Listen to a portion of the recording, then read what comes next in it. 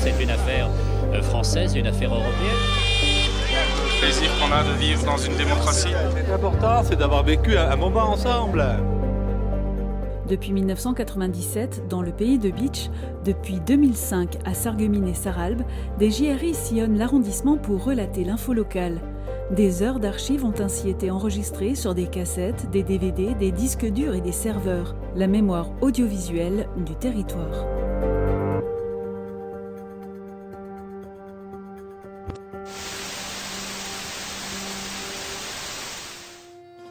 « 2005, le Majesty of the Seas de François Zanella prenait le chemin du canal de la Sarre, l'aventure d'une vie pour le mineur devenu capitaine du bateau qu'il a créé de ses propres mains.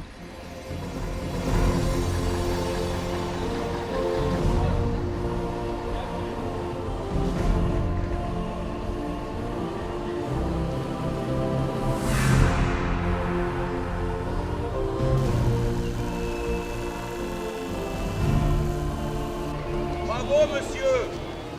Bravo! Merci! Magnifique! Extraordinaire! Merci!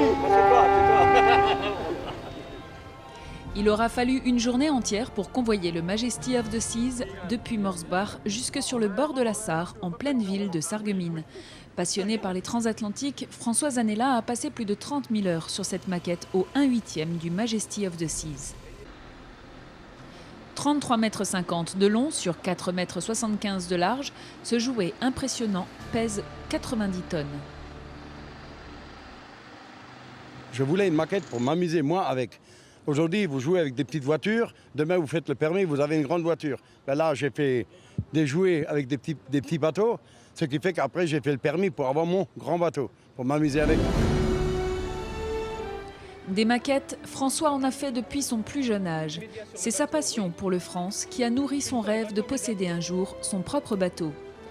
Le vrai Majesty of the Seas est sorti des chantiers de l'Atlantique en 1992.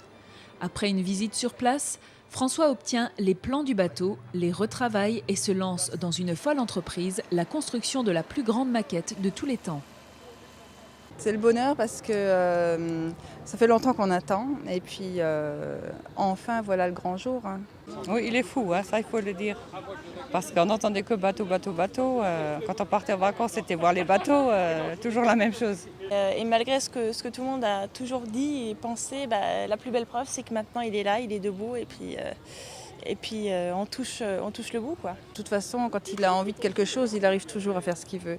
Même s'il rencontre des problèmes, il arrive toujours à détourner les problèmes et puis il arrive toujours où il veut. Ah non, lui il perd jamais courage, hein. Jamais. 10 minutes plus tard, Ensuite, à 13h, France 3, et puis de nouveau... Et France 3, c'est sur la péniche Pauline aussi. On va voir avec Marie-Christine, en tout cas dans le périmètre, et peut-être d'autres directs si TF1 est là, bien sûr, okay. et France 2. D'accord, pas de problème. Donc on va voir le maire maintenant. Par contre, il faut prévoir une bouteille. Hein, parce que... Oui, mais... Les médias du monde entier ont suivi depuis 1994 l'évolution du Majesty of the Seas. Aujourd'hui, ils sont tous là.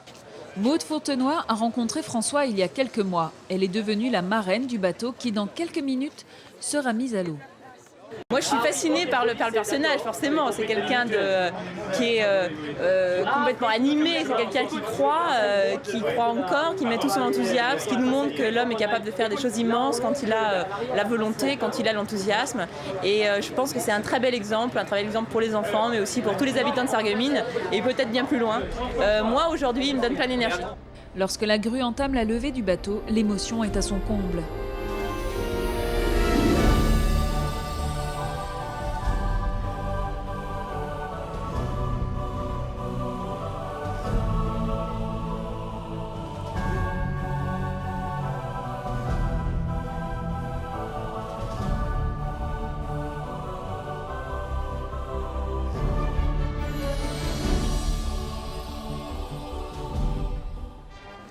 Oui. Là, il est à 1 mètre dans l'eau. Il devrait descendre encore 10 cm. Il devrait.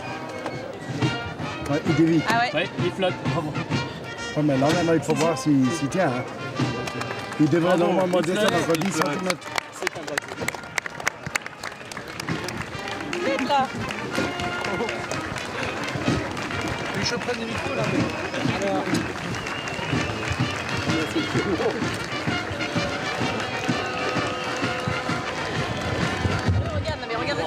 Ah, il donne du mou là. Il donne du mou. Ça y est, il donne du mou. Ça y est. Ah, c'est bon. Ouais, ça y est. Bravo. Ouais. Bravo.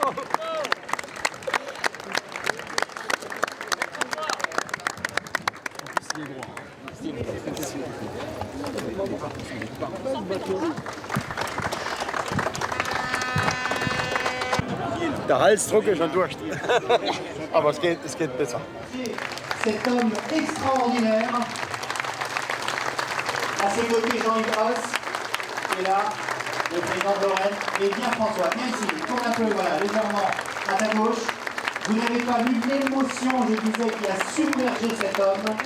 C'est vraiment l'homme de l'année pour la Lorraine, j'en suis persuadé.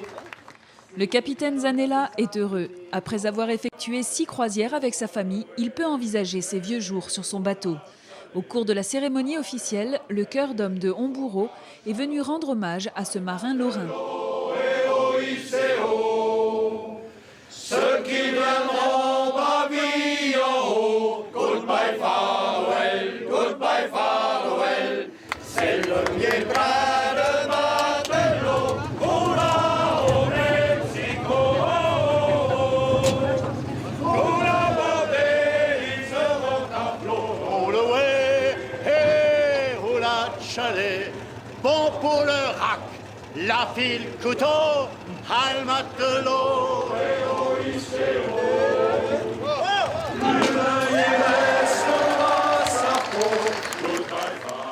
Le Majesty of the Seas sera la maison de François Zanella, une retraite au fil de l'eau qui commencera dans quelques mois. Mais le rêve ne sera que complet lorsque je pourrai dire maintenant je démarre les moteurs en avant-lente et que tout doucement je m'écarte du quai et je pars. Là, le rêve sera terminé.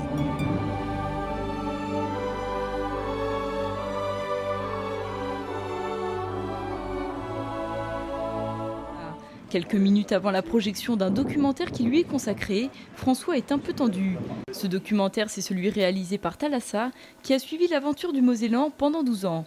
Un projet audiovisuel qui arrive à son terme et que l'équipe du magazine fait découvrir en avant-première aux proches de François. Il s'agissait de rendre hommage aux gens qui avaient accompagné l'histoire, de près ou de loin, les gens qui l'avaient aidé à la construction de son bateau, et puis les gens qui m'avaient filé un coup de main au cours de mes différents tournages.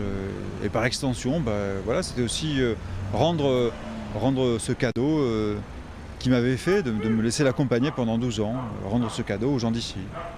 Depuis les premières tôles martelées à la mise à l'eau du bateau, Philippe et son équipe ont suivi étape par étape l'entreprise de François. Une aventure qui a commencé il y a 12 ans suite à un article paru dans la presse. Je suis tombé par hasard sur un article dans les presses de la Manche en 1994 dans lequel il était spécifié qu'un Lorrain allait se lancer dans la construction d'un bateau au 1/8e. Et j'ai appelé François Zanella et c'était le début de l'histoire en 1995. Et j'ai la chance d'accompagner cette aventure, cette saga depuis le début. Et la coque, elle est faite entièrement en boîte de conserve. En boîte de, ça c'est des boîtes de conserve, c'est des boîtes de Ricoré. Vous savez, le café Ricoré. Il y a 475 morceaux de tôle de 8 cm sur 3, regardez. 400 heures d'images et 4 mois de montage pour aboutir à un film d'1 heure et demie. Amis et famille de François replongent dans les souvenirs de l'aventure qui prend vie sur grand écran. L'équipe de Thalassa a prévu aussi un échange avec le public, mais quelques minutes avant l'entrée en scène, François redoute déjà les questions. Moi, j'aurais préféré que ça ne se fasse pas comme ça, quoi. Parce que quand tu n'es pas face aux gens, les gens, ils pensent ce qu'ils veulent et puis c'est tout. Mais quand tu es face aux gens, surtout si après il y en a par hasard qui trouvent le moyen de poser des questions. François s'inquiète pour rien, le public est avant tout là pour le soutenir. Parmi les spectateurs, il y a Paul, un ancien collègue qui l'a accompagné tout au long de l'aventure. J'ai suivi les événements au fur et à mesure de l'évolution de son bateau. Mais malgré tout, de voir la finalisation sur écran, à la télé, c'est tout de même différent. On est venu pour notre ami François Zanella, pour voir ce qu'il va nous montrer sur l'écran, pour voir son bateau, pour voir depuis le début tout ce qu'il a fait. Je suis obligé de lire, je ne sais pas, en permettant aux mineurs de charbon que je suis de réaliser un de vos splendides paquebots de croisière à l'échelle 1/8e. Traduisez.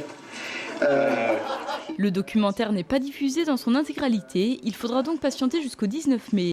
L'équipe de Thalassa tourne actuellement les dernières images, celles de François en escapade sur la Sarre. L'occasion pour le capitaine du Majesty of the Seas de se faire la main aux commandes de son bateau.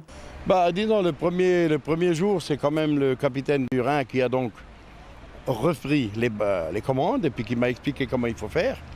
Et donc, hier et aujourd'hui, j'ai navigué toute la journée. Alors bon, aujourd'hui, j'ai été un peu surpris par le vent et puis un peu les courants au niveau des barrages. Mais bon, c'est des trucs qu'il faut que j'apprenne. Un apprentissage qui permettra ensuite à François de flotter de ses propres ailes. De son côté, l'équipe de Thalassa semble elle aussi être arrivée au bout du parcours, mais avec toujours la curiosité de savoir ce que deviendront le capitaine et son bateau. Est-il capable de seulement apprécier la quiétude des canaux du coin sans se lancer dans d'autres aventures, dans d'autres bricolages? Je ne sais pas du tout. Toujours est-il qu'il est allé au bout de son rêve extraordinaire et pharaonique, lui tout seul. François Zanella largue les amarres.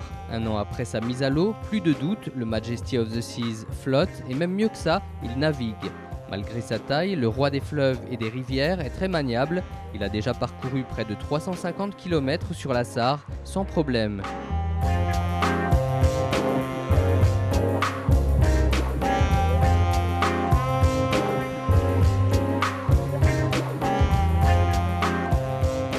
Depuis la mise à l'eau, on a quand même navigué maintenant à peu près, on va dire 300-350 km avec.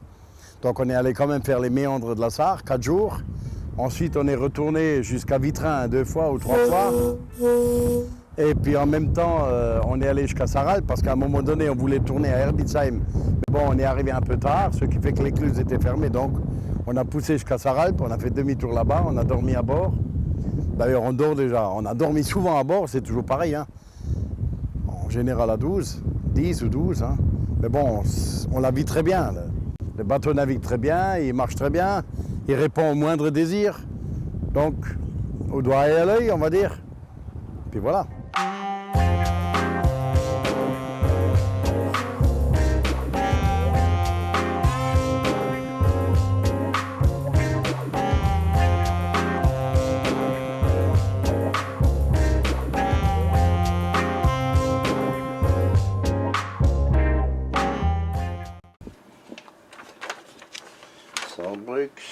Écluse 27, ici, Majesty of the Seas, est-ce que vous m'entendez?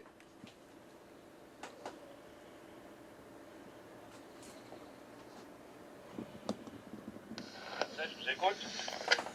Ouais, bon, ces années-là, je vais partir dans 2-3 minutes pour aller jusqu'à Völklingen en Allemagne.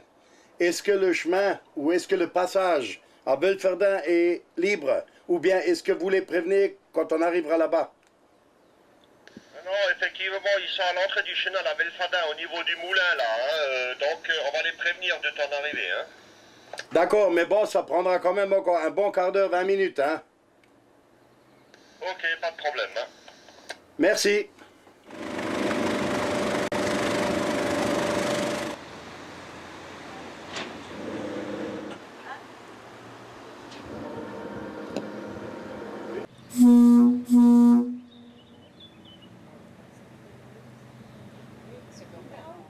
Une journée entière à faire des ronds dans l'eau et il n'est pas le seul à en profiter. La famille et les amis ne sont pas oubliés, ils sont passagers et même parfois pilotes sous les ordres du capitaine. C'est le cas de Germain, un voisin de Morsbach, qui n'aurait jamais pensé piloter un jour un bateau et encore moins être aux commandes du Majesty of the Seas. Oui, mon capitaine. La vie au fil de l'eau, celle dont rêve François Zanella depuis des années, est aujourd'hui une réalité. Alors bon vent à toi, capitaine Zanella, et à ton équipage. Comme tout chantier, ils avancent. Et une fois le chantier terminé, après tu apprécies, c'est tout. Hein.